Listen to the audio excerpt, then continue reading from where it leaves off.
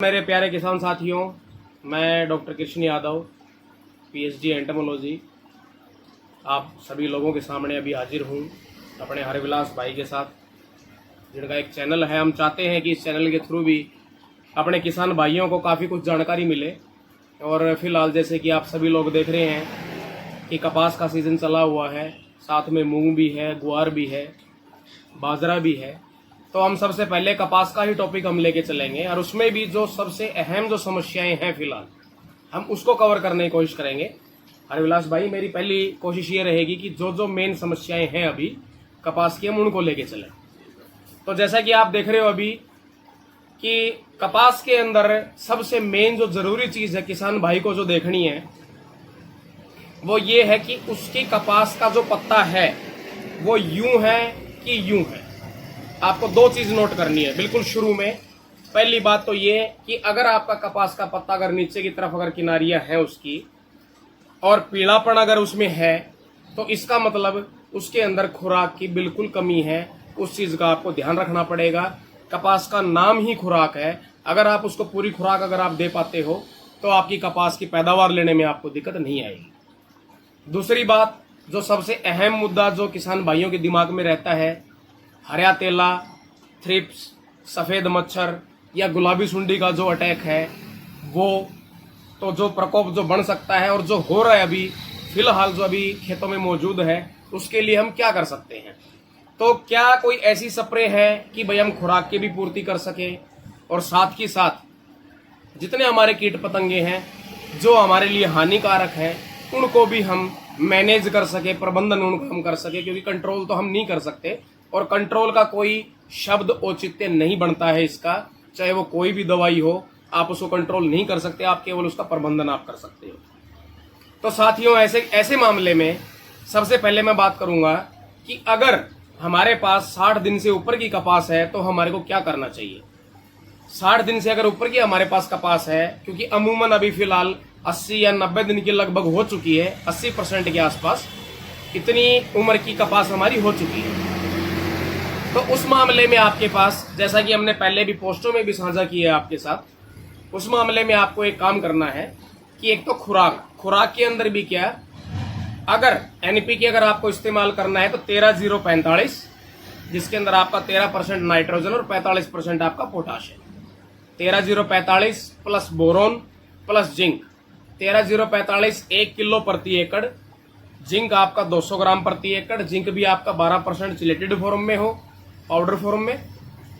39.5% अगर है आपके पास जिंक तो वो 250 ml प्रति एकड़ पड़ेगा। और इसी के साथ में आपका बोरोन 20% वाला 250 ग्राम प्रति एकड़ के हिसाब से पड़ेगा आपका। ये 200 लीटर पानी की आपकी डोज है। 200 लीटर पानी में 1 किलो 13-0-45, 200 ग्राम आपका जिंक 12% वाला और बोरोन आपका 250 ग्राम, इन तीनों को मिला के आप स्प्रे कीजिए। और साथ में नीम का तेल आप जरूर मिलाइए।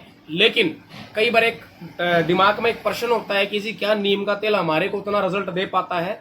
तो साथियों, मैं आपको एक बात बता दूं, नीम का तेल आपको रिजल्ट तभी देगा क्योंकि तेल पानी में नहीं मिल सकता, पानी तेल में नहीं मिल सकता। इसके लिए आपको उसके साथ में कुछ ना कुछ आपको मिलाना पड़ेगा, जिसको हम स्टिकर, एडजुवेंट या सर्फेक्टेंट हम बोलते हैं। उसके अंदर आपका एप्साइटी है या आपका एग्री 82 है या आपका शैम्पू है या सर्फ है। ये चीजें आप मिला सकते हो उसके साथ में, ताकि नीम का तेल आपको पूरा परिणाम आपको दे सके। तो ये चारों चीजें आप मिला के आप स्प्रे करवाइएगा 1 एकड़ में। और आप बिल्कुल भी ये मत सोचिएगा कि यार एक स्प्रे मैंने कर दी, इससे पहले तो मैंने कभी स्प्रे नहीं की कपास में। तो साथियों, ऐसे बात नहीं बनेगी। केवल आपको खुराक पे ही फोकस रखना है और खुराक से जो मैंने अभी आपको बताया ये आप स्प्रे करवा के इसके 10-12 दिन के बाद आप इसी स्प्रे को आप रिपीट करवा दीजिए। इससे क्या होगा, आपका जो आपका मित्र कीट जितना है, आपका मित्र कीट आपको परेशान नहीं करेगा। क्योंकि मित्र कीट का आपका उपलब्ध रहना उस फसल के अंदर अत्यावश्यक है, ताकि वो आपके जितने भी हानिकारक आपके कीट हैं उनके अंडों को, उनके लार्वा को वो खत्म कर सके। और अगर आपने कोई हार्ड केमिकल अगर आपने यूज कर लिया तो आपके मित्र कीट बिल्कुल साफ हो जाएंगे, जिससे सीधा स्पष्ट है कि जितने आपके हानिकारक कीट हैं वो 2-3 दिन के बाद उससे भी दुगनी तादाद में आपकी फसल में आएंगे और आपको परेशान करेंगे। क्योंकि मित्र कीट की तादाद आपकी बिल्कुल 0 हो जाएगी अगर आप किसी रासायनिक, केमिकल, पेस्टिसाइड या कीटनाशक अगर आप स्प्रे करते हैं तो। कुछ भाइयों के दिमाग में होता है कि हम रोगोर का स्प्रे करें, डाइमेथोएट का, या टैफगोर का करें, या मेलाथियान का करें। साथियों, कपास के अंदर ये तीनों की तीनों दवाइयां आपकी पीले निशान में आती हैं। आप इनसे बचिए जितना हो सके। कई बार यूनिवर्सिटी की रिकमेंडेशन होती है कि इमिडाक्लोप्रिड और आपका थायोमिथोक्सम या आपका डाइमेथोएट आपको इस्तेमाल करना चाहिए। आपको बिल्कुल नहीं करना है, क्योंकि रिकमेंडेशंस देखो वो अपनी जगह गलत नहीं है, वो एक कंट्रोल मैनेजमेंट के हिसाब से ही चल रहे हैं। लेकिन फिलहाल हमारे को जरूरत है सबसे ज्यादा मैनेजमेंट की, ना कि कंट्रोल की। तो इसलिए आप नीम के तेल का आप स्प्रे रखिएगा। 10,000 ppm में आपको मिल जाए, सबसे अच्छी बात है। 250 ml प्रति एकड़ के हिसाब से आप स्प्रे कीजिएगा। और दूसरी चीज मैं आपको बताना चाहूंगा कि अगर कपास के अंदर अगर आप मित्र कीटों को अगर आप बचा पाए तो आप एक बहुत अच्छी पैदावार आप फसल की आप ले पाएंगे। और मेरे प्यारे किसान भाइयों, दूसरी बात मैं ये कहना चाहूंगा आपको कि खुराक का अंतराल जो है, जैसे एक आदमी 10 दिन का खाना एक साथ नहीं खा सकता, 10 दिन का पानी एक साथ नहीं पी सकता, वैसे ही पौधा भी एक जीव है। आप ये मत सोचिएगा कि मैंने एक स्प्रे करवा दी और मैं इससे लगातार लास्ट तक मैं पैदावार ले लूं, क्योंकि पौधे को भी आपको एक जीव होने के नाते आपको निरंतर खुराक आपको देनी पड़ेगी। चाहे वो आप टुकड़ों में बांट के आप दीजिए, ताकि उसके अंदर निरंतरता आपकी बनी रहे और पौधा आपको जितनी उसकी कैपेसिटी है उस हिसाब से आपको पैदावार दे पाए। अब रही बात कैपेसिटी की, तो एक पौधे से कितनी अपने को औसत अपने को मिलनी चाहिए। तो एक अगर टिंडे का वजन अगर आप 3.5 ग्राम भी अगर आप मिनिमम अगर आप मान के चलते हो, 70 टिंडे अगर आपकी एक पौधे के ऊपर अगर हैं, तो ये जाहिर सी बात है कि आप 25 मन से ऊपर की औसत आप अपने प्रति एकड़ आप ले पाओगे। और ये तभी संभव है जब आप उसकी खुराक की पूर्ति निरंतर आप रखोगे। उसके अंदर आप ज्यादा ध्यान सफेद मच्छर, हरा तेला, थ्रिप्स के ऊपर आप मत दीजिए, क्योंकि इसके ऊपर फोकस करने के चक्कर में आप बिल्कुल ही, जब एक इंसान जब एक गोली लेता है कोई भी बुखार की या किसी बीमारी की, उसको भी ये बोला जाता है कि आप एक रोटी खा के या खाना खा के आप दवाई लीजिएगा। तो आप ये कैसे सोच सकते हो कि पौधे को आप सूखी दवाई पिलाओगे, अगर उसके अंदर तंत्र नहीं होगा तो वो आपको कोई पैदावार नहीं देगा। सीधी भाषा में मेरा कहने का मतलब ये है।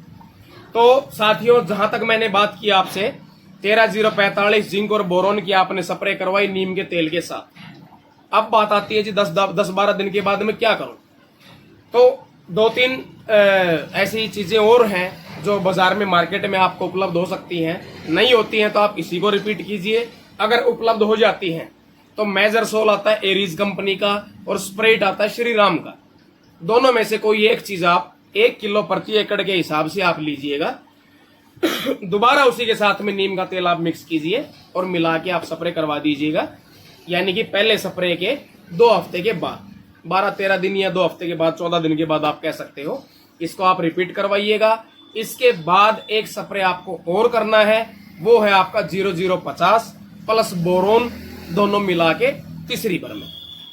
यानी कि हमारी 3 स्प्रे होगी आपकी, 13-045 plus boron plus zinc plus neem oil.